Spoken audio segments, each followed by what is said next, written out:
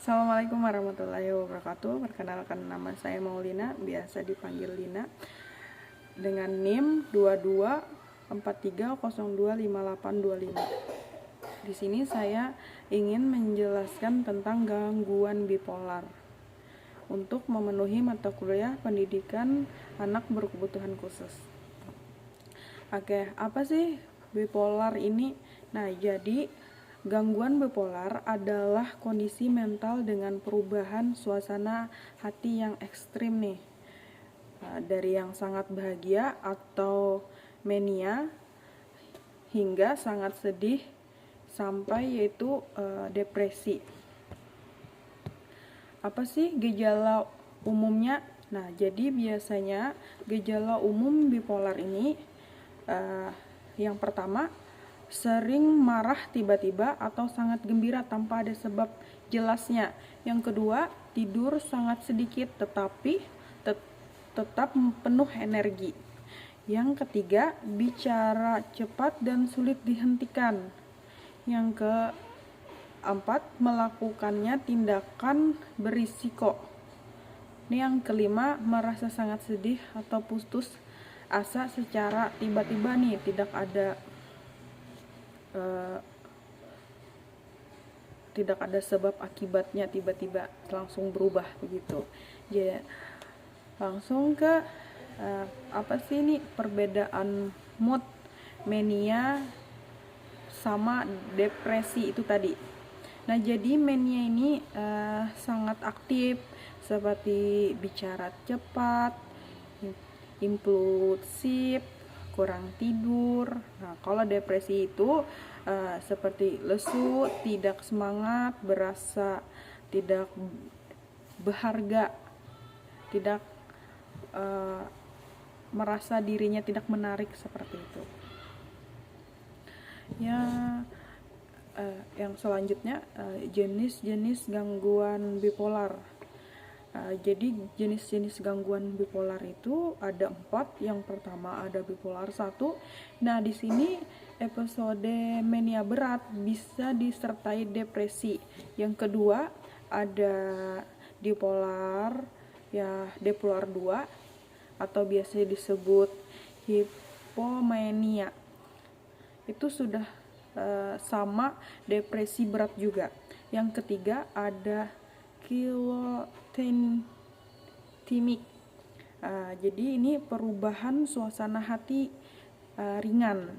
Yang keempat itu ada bipolar non atau spesifik. Oke, apa sih nih penyebab dan faktor resikonya? Nah, jadi faktor risikonya atau penyebabnya ini, yang pertama itu ada genetik atau riwayat keluarga nih. Yang kedua ada ketidakseimbangan zat kimia di dalam otak. Yang ketiga ada trauma saat masa kecil. Yang terakhir atau keempatnya, lingkungan. Itu sangat pasti ya, penuh dengan stres atau konflik di lingkungan sekitarnya. Oke, diagnosis pada anak biasanya dilakukan oleh pasti psikolog anak ya, bisa psikiater, guru, dan pasti orang sekitarnya atau orang tua gitu.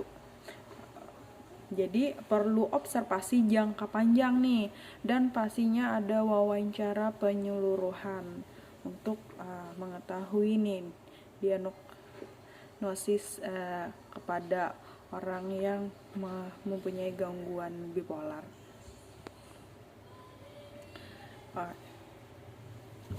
Yang selanjutnya ada terapi dan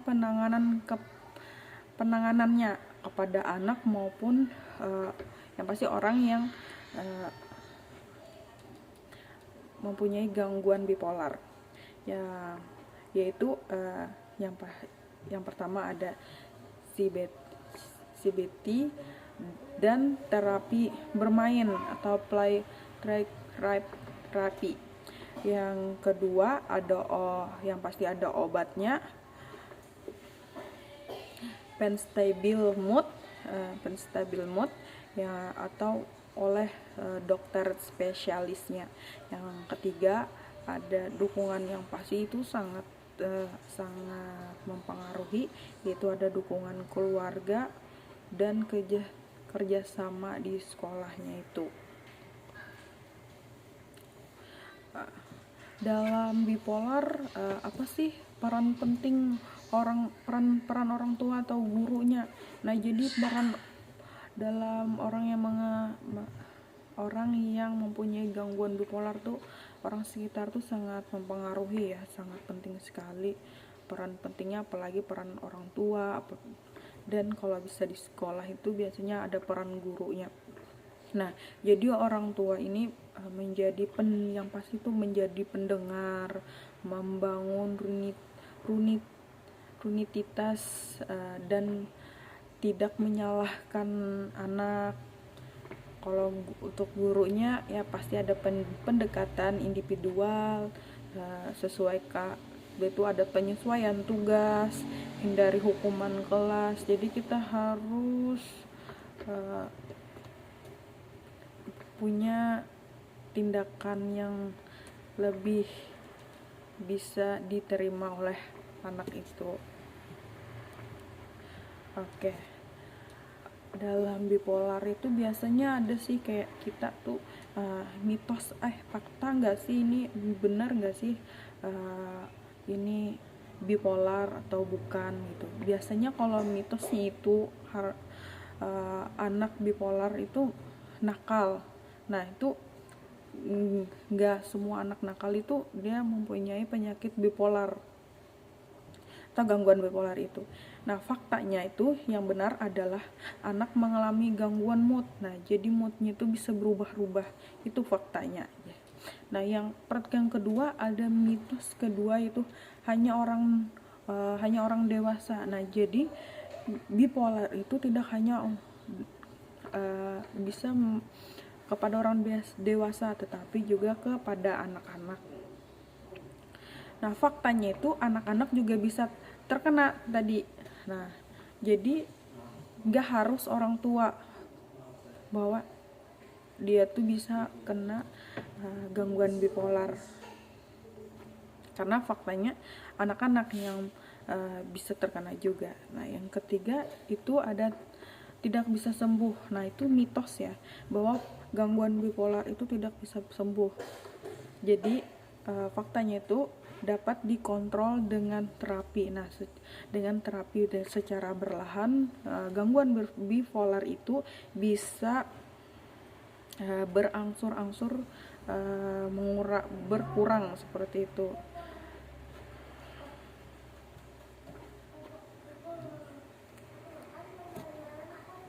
Oke. Kutipan dari saya tentang gangguan bipolar ini, yaitu bipolar ini bukan akhir segalanya ya untuk orang yang sudah kena atau kena bipolar ini. Jadi banyak cara kita untuk mengurangi atau menghilangkan, karena penyakit bipolar itu bukan penyakit yang tidak bisa disembuhkan. Jadi yang pasti ya, dalam keluarga itu sangat berpengaruh. Yang pertama itu pasti ada cinta kasih sayang orang tua kepada anaknya, itu sudah harus ada, kita sampaikan kepada anak. Yang kedua pasti itu adalah sabar dan tetap mendukung anak. Yang nggak kalah pentingnya ada pasti terapinya. Anak bisa tumbuh luar biasa. Jangan menyalahkan anak untuk keadaan yang telah terjadi seperti itu. Oke. Penutup dari saya. Jadi mari menjadi lingkungan yang memahami dan mendukung anak-anak dengan gangguan bipolar. Nah, jadi empati dan penanganan dini dapat menyelamatkan masa depan mereka. Oke, terima kasih. Itu penjelasan sedikit dari saya tentang gangguan bipolar. Terima kasih. Wassalamualaikum warahmatullahi wabarakatuh.